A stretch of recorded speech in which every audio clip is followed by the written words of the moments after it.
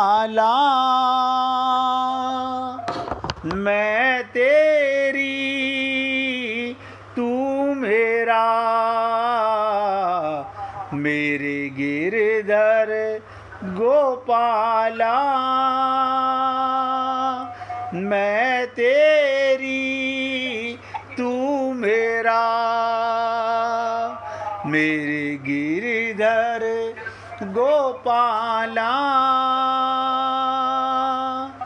मैं तेरी तू मेरा, मैं तेरी तू मेरा, मैं तेरी तू मेरा। हे पुण्यात्माओं, संत का जीवन में आने का मतलब यही हमें हमसे परिचय करा दे कि हम कौन हैं। हमारे जीवन में संत का काम क्या,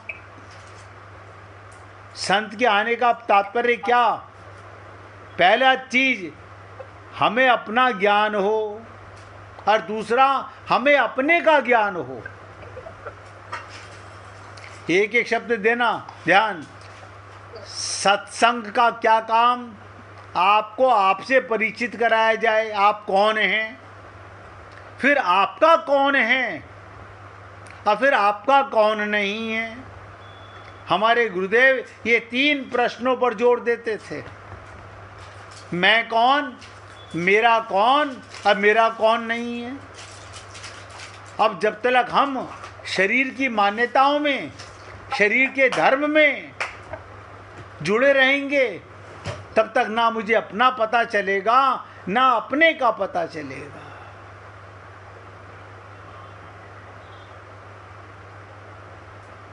असली चीज है पहले हमें अपना पता चले, ये तत्व ज्ञान है। भाई जी अपना आवाज बंद कर लीजिए। नरेंद्र भाई जी आप भी आवाज बंद कर लीजिए और बहुत एकाग्रता के साथ सुनिए। और देखिए, मैं भूल जाता हूँ कहना, जिस किसी भक्त को भजन सुनाना हो तो निकाल के रखना। अब बात आती है ये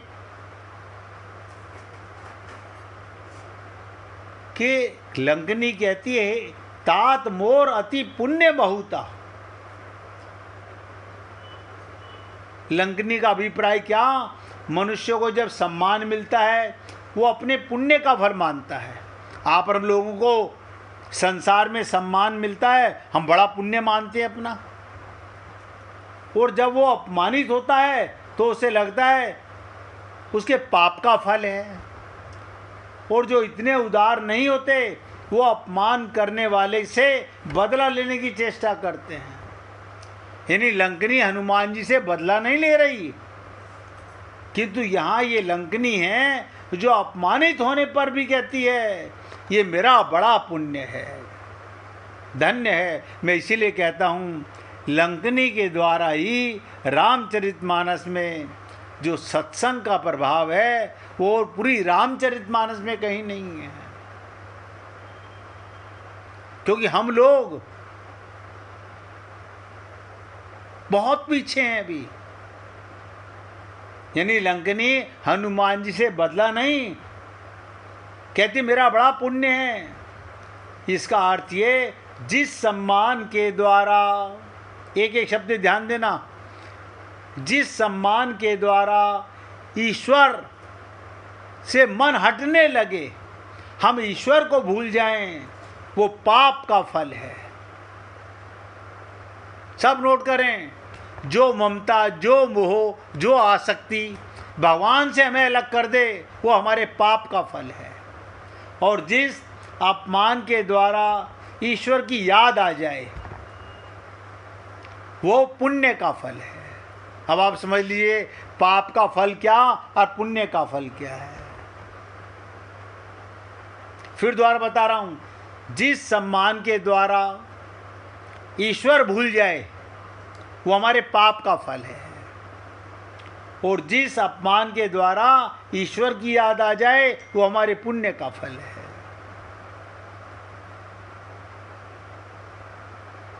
आप और हम सब लोग परमात्मा के प्रेमी तो हैं, क्योंकि आत्मा है। किसी ने पूछा था आप ऐसे कैसे कहते हो कि हम परमात्मा के प्रेमी हैं? अरे मैंने कहा बता रहा हूँ, हम सब आनंद चाहते हैं। हम राम को नहीं चाहते, हम कृष्ण को नहीं चाहते, हम शंकर को नहीं चाहते। फिर आनंद तो चाहते हो? हाँ आनंद चाहते हैं। सुख तो चाहते हो? हाँ सुख चाहते हैं। तो आनंद नाम किसका है? मृत्यु का या अमृत का? आनंद मध्य सिंधु तब वासा। हम आनंद की गोदी में रहते हैं, अपना पता नहीं है। जैसे मैंने आज 2 लाइन आपसे कही, आईने को देखकर शरीर दुनिया संवारती है। आईने को देखकर शरीर दुनिया संवारती है, आईने को देखकर आईना बनना कोई नहीं चाहता।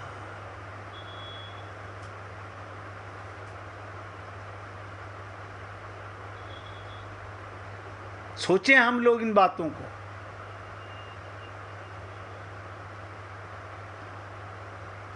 ठीक यही दर्शन शंकर भगवान का भी है।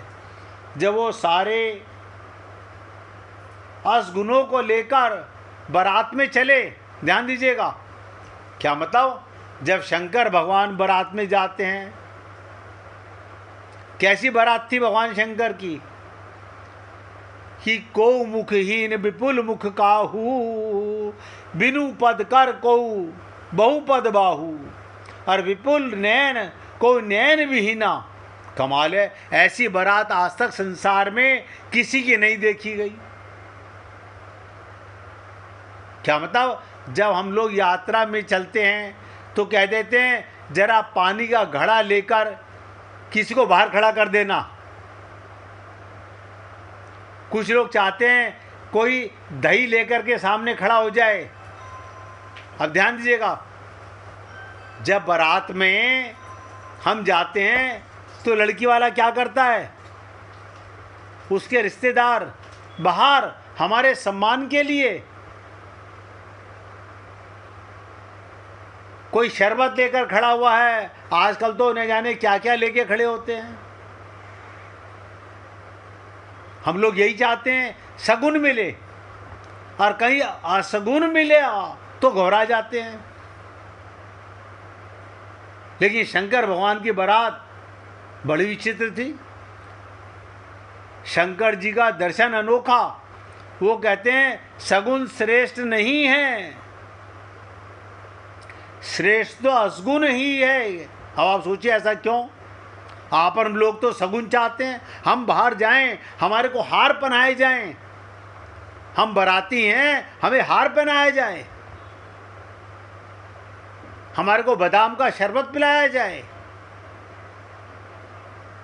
हम सगुन चाहते हैं, और भगवान शंकर कहते हैं असगुन श्रेष्ठ है। अब इसका कारण समझो, इसलिए कि सगुन को देखकर सगुन की याद आती है, और असगुन को देखकर ईश्वर का नाम मुख से निकलता है।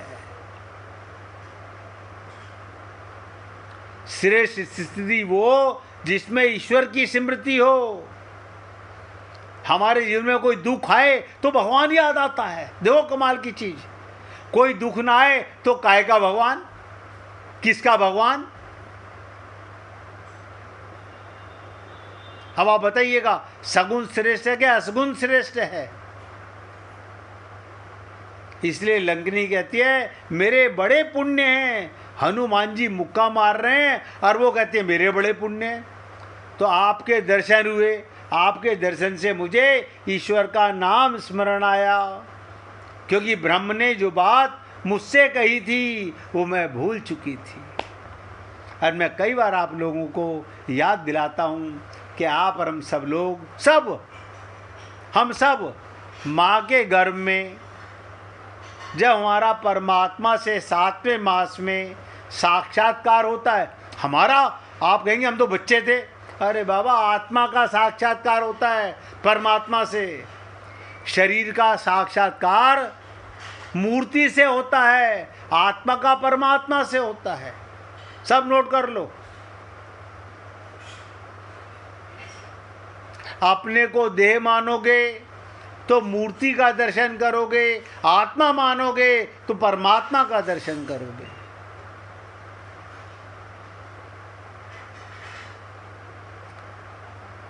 तो घूसा लगने पर क्या कहती है लंकनी, मुझे ईश्वर का नाम स्मरण आया, क्योंकि ब्रह्म ने जो बात मुझे कही थी वो मैं भूल गई थी। और हमें भी भगवान ने कहा था, देखो आप बार बार कह रहे हो मुझे नरक से निकालो, 9 मास के कैद में पड़ा हुआ बाहर निकालो। मैं तुम्हें निकाल तो रहा हूँ, लेकिन तुम्हारी परीक्षा के लिए अपनी दासी माया तुम्हारे पीछे लगा दूंगा।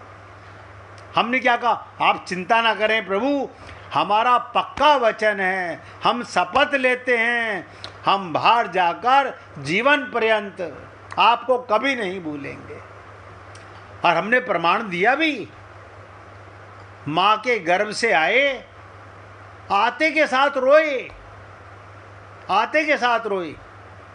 माँ बाप दादा दादी बड़े खुश हुए कि बच्चा जीवित है। हम रोए क्यों? पहला वेद मंत्र है, परमात्मा को याद करके, अरे प्रभु आप कहाँ हैं? बोले बेटा मैं तो अंदर था, बाहर तो मेरी माया है, वहाँ मैं सामने आमने था, अब मैं तुम्हारे अंदर हूँ। हम ढूंढते रहे बाहर, और भगवान कहते हैं मोह को तू क्या ढूंढे रे बंदे, मैं तो तेरे पास रे। हम बाहर ढूंढ रहे हैं, वो अंदर बैठा हुआ है। इसलिए संत महात्मा कहते हैं नित्य प्राप्त परमात्मा की प्राप्ति का अनुभव अब कौन अनुभव करे? हम तो आंखों से, कान से, नासिका से संसार का अनुभव करते हैं, और संसार भगवान बने हुए हैं, हमें परमात्मा नजर नहीं आते। यही अज्ञानता है हमारी, हमें आत्मज्ञान नहीं है। गोपियों को जित देखूं तित श्याममयी है, उन्हें सब में भगवान नजर आता है।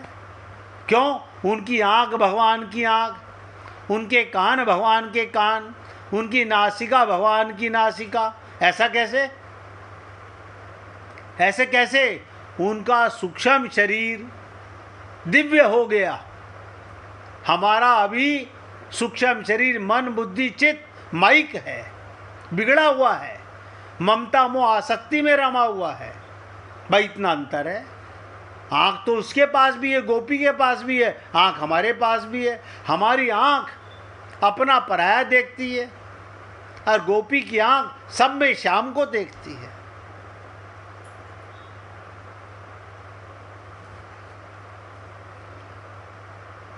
तो लंकनी कहती है आपकी कृपा से ये बात मुझे याद आ गई।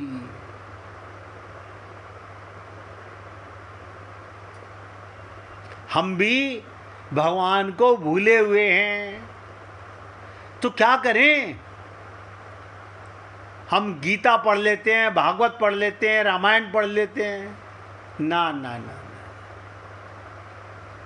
पोथी पढ़ पढ़ जगमुआ, भयान पंडित कोई, ढाई आखर प्रेम का, पढ़े सुपंडित होई। वो प्रेम का क्या है? वो कौन सा शब्द है जिससे भगवान रिझ जाएं, भगवान दौड़े चले आए? वो है रोना, पुकारना, जिसे संत महात्मा कहते हैं पुकारो रो के गोविंद राधे, ना भूलो मन पल छिन आधे। अब हम रोते तो हैं, लेकिन शरीर मानकर संसार के लिए रोते हैं। रोते तो हैं, सब रोते हैं, शरीर के सुख के लिए रोते हैं, शरीर के संबंध के लिए रोते हैं। आत्मा मानते नहीं तो परमात्मा के लिए रोना आता नहीं।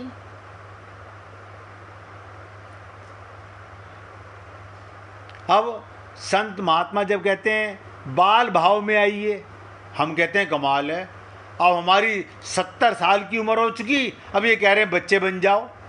अरे बाबा, तुम भगवान के बच्चे ही हो। ये उम्र तो तुम्हारी शरीर की बड़ी है, आत्मा की उम्र नहीं बढ़ती। आत्मा तो सदा परमात्मा का अंश रहेगा। हम शरीर के अहंकार में, हमें संसार के लिए तो रोना आता है, संसार के संबंध में रोना आता है, परमात्मा के प्रेम में रोना नहीं आता।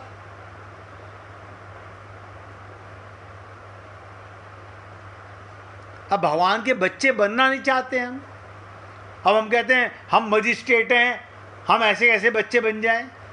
अरे बाबा, वो तुम्हारे शरीर का ज्ञान मजिस्ट्रेट है, तुम शरीर के प्राइम मिनिस्टर हो, आत्मा से तो भगवान के बच्चे हो। और परमात्मा सबसे जल्दी रिश्ते हैं रोने से। रोना भी एक कला है।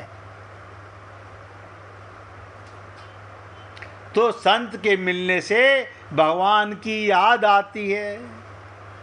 कहते हैं ना, कबहू के करी करुणा नर देही।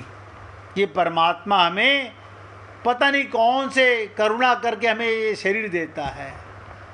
और बिनु हरि कृपा मिले नहीं संता। संत महात्मा भी बिना हरि की कृपा के नहीं मिलते। लेकिन ये पापी मन और ये पापी बुद्धि किसी सदगुरु की शरण नहीं जाता। ये अपने आप के पास डिसीजन लेने की पावर रखता है। आज की आखिरी बात बोल रहा हूं, जिस किसी को भजन सुनाना हो निकाल के रखना। संत के मिलने से भगवान की याद आती है। इसका अभिप्राय ये, व्यक्ति बुरा नहीं होता, ध्यान दो, प्रवृत्तियां बुरी नहीं होती, वो तो संग है जो अपना रंग व्यक्ति या प्रवृत्तियों पर चढ़ता है। हमारे ऊपर शरीर का रंग, संसार का रंग, यानी हमें आत्मा होते तो परमात्मा का रंग चढ़ता, प्रेम का रंग चढ़ता। लंकनी बुरी नहीं थी, ध्यान दीजिएगा, वो तो रावण के संग से बुरी हो गई। ये संग का दोष है। और उस पर इस संग का रंग इतना गहरा चढ़ा कि परमात्मा के साथ अपने संबंध को भूल गई। अब आप और हम सब लोग सोचें कि नित्य प्राप्त परमात्मा की प्राप्ति का रात्रि को आप हम सब शरीर को भूल जाते हैं, परिवार को भूल जाते हैं, धर्म को भूल जाते हैं, धन को भूल जाते हैं, मकान दुकान को भूल जाते हैं, शरीर मुर्दे की तरह पड़ा रहता है और आत्मा परमात्मा की गोदी में होती है। हर हम सुबह उठकर कहते हैं बहुत सुख से सोया। मैं सोचता हूँ मन सो गया था, बुद्धि सो गई थी, शरीर मुर्दे की तरह पड़ा हुआ था, फिर ये कौन है जो कह रहा है मुझे आनंद आया, मैं सुख से सोया। मन तो सो जाता है, बुद्धि तो सो जाती है, ये कौन है? लेकिन हम फिर भी नहीं जानते। आज बहुत बढ़िया ऐसी नींद आई, मजा आ गया। ये मजा किसको आया? आप 1 करोड़ की लॉटरी निकलाई क्या रात को? नहीं नहीं। अब आप सोचो, ये रात्रि को जैसे ही संसार को भूलते हो, शरीर को भूलते हो, माया का प्रपंच भूलते हो, कोई मकान नहीं, कोई दुकान नहीं, कोई परिवार नहीं, आपको ये भी ज्ञान नहीं मैं स्त्री हूँ, मैं पुरुष हूँ, मैं ब्राह्मण हूँ, मैं क्षत्रिय हूँ, उस समय कहते हो आनंद आया। इससे एक शिक्षा लेनी चाहिए हमको। वो क्या?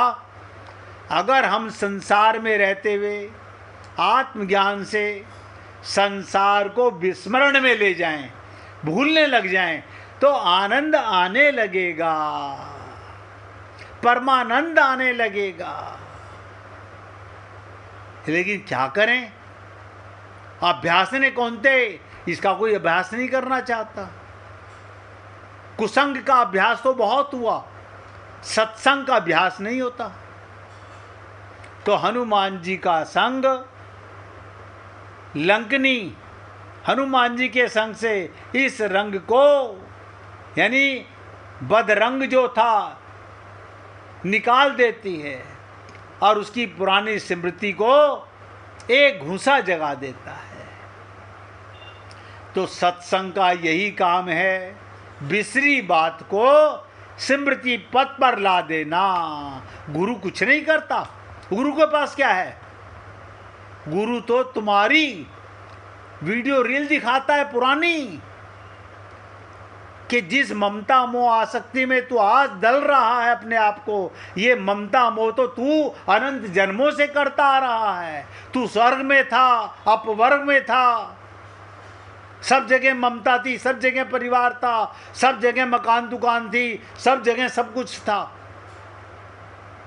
तो संत का काम है केवल जगाना।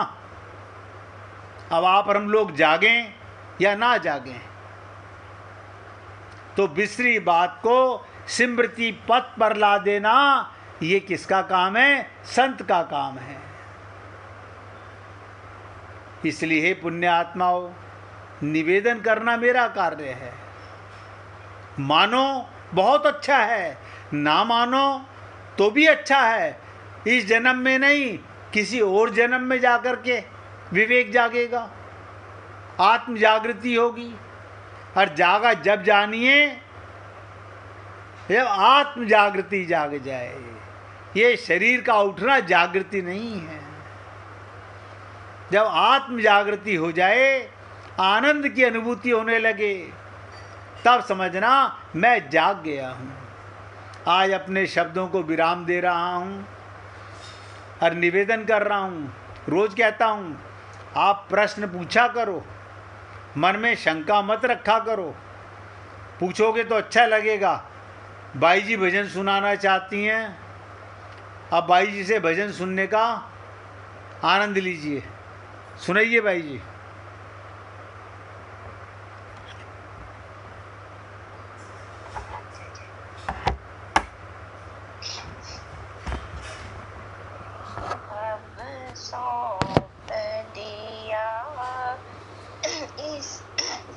इस जीवन का सब भार तुम्हारे हाथों में अब सौंप दिया। इस जीवन का सब भार तुम्हारे हाथों में है।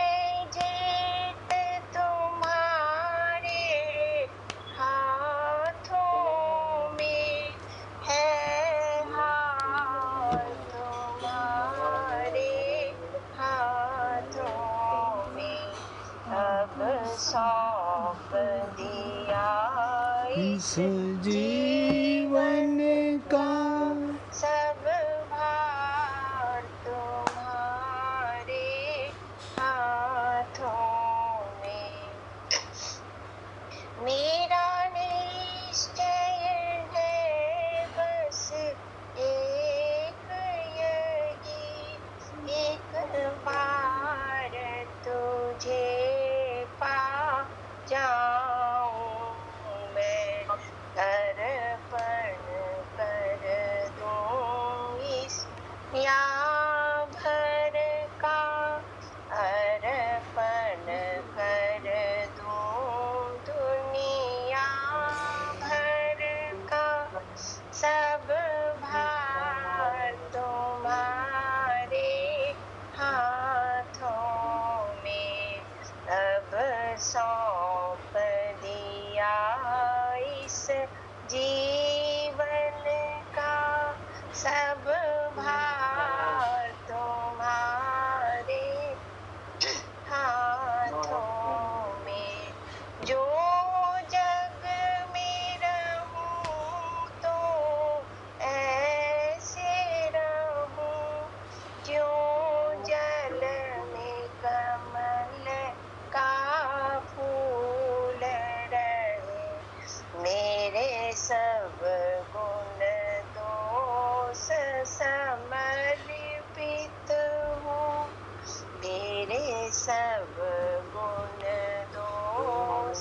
समर्पित हूँ भगवान तुम्हारे हाथों में।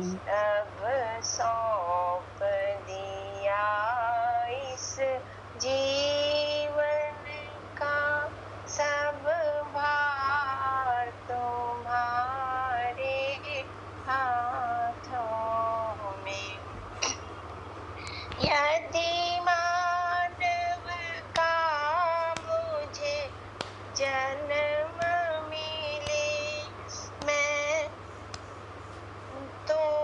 मैं चरणों का पुजारी बनूं। इस पूजक के एक एक रग का होतार तुम्हारे हाथों में। अब सौंप दिया इस जीवन का सब भार तुम्हारे हाथों में। जब जब संसार का कैदी बनूं, जब जब संसार का कैदी बनूं, निष्काम भाव से कर्म करूं। फिर अंत समय में प्राण तजूं। सरकार तुम्हारे हाथों में।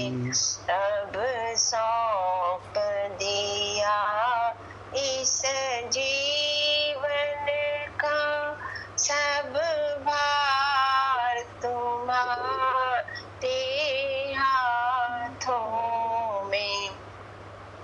मुझ में तुझ में बस भेद यही, मैं नर हूँ तुम नारायण हो। मैं हूँ संसार के हाथों में, संसार तुम्हारे हाथों में।